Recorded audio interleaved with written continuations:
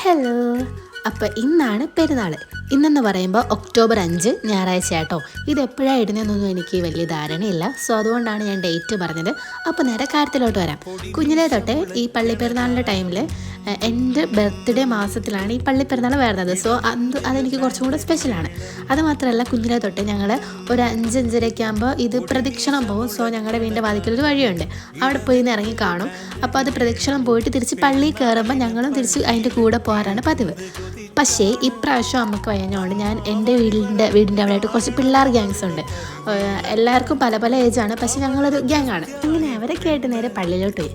പള്ളി ചെന്നപ്പോൾ ഇതാ നിൽക്കുന്നു RJ ബിൻസി, മറ്റേ ബിഗ് ബോസിലെ ആ ചേച്ചിയില്ലേ, അവർ തന്നെ.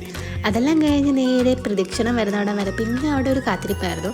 കാരണം നേരത്തെ പോയപ്പോഴേ കാണാൻ പറ്റിയില്ല. സോ തിരിച്ച് വരുമ്പോഴേലും കാണണം. സാധാരണ എല്ലാ പ്രാവശ്യവും പോയി നേർച്ചയൊക്കെ ഇടാറാണ് പതിവ്. പക്ഷേ ഇപ്രാവശ്യം അമ്മ വരാഞ്ഞുകൊണ്ട് പിന്നെ അതിനൊന്നും പോയില്ല. അങ്ങനെ കുറച്ച് നേരം അവിടെ ഇരുന്നു. പക്ഷേ ഇവിടുത്തെ മെയിൻ രൂപം പുണ്യാളനാട്ടോ. അങ്ങനെ അതെല്ലാം വന്നു. അങ്ങനെ അതിൻ്റെ വഴിക്ക് പോയി. പിന്നെ അവിടെ അധികം നേരമൊന്നും ഈ പ്രാവശ്യം നിന്നില്ല. കാരണം ഈ പ്രാവശ്യം അധികം ഒന്നും ഇല്ലായിരുന്നു. കഴിഞ്ഞ പ്രാവശ്യം പക്ഷേ സെറ്റായിരുന്നു, ലൈറ്റ് എഫക്റ്റും നിറച്ച് വെടിക്കെട്ടൊക്കെ ആയിരുന്നു. പക്ഷേ ഈ പ്രാവശ്യം അങ്ങോട്ടൊന്നും അത്രയ്ക്കില്ലായിരുന്നു. പക്ഷെ കുഴപ്പമില്ലായിരുന്നു. പിന്നെ കുറച്ച് നേരം അവിടെ നിന്ന് പടക്കം പൊട്ടിക്കുന്നതും വെടിക്കെട്ടെല്ലാം കണ്ടു.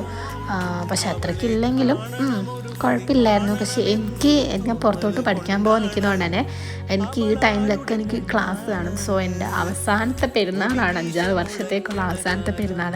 അപ്പോൾ അതെന്തായാലും കൂട്ടണമെന്ന് എനിക്കൊരു ആഗ്രഹം ഉണ്ടായിരുന്നു. സോ അതപ്പോൾ നടന്നു. അങ്ങനെ വീട്ടിലെല്ലാം പോയി. അത്രയേ ഉള്ളൂ. Okay, by.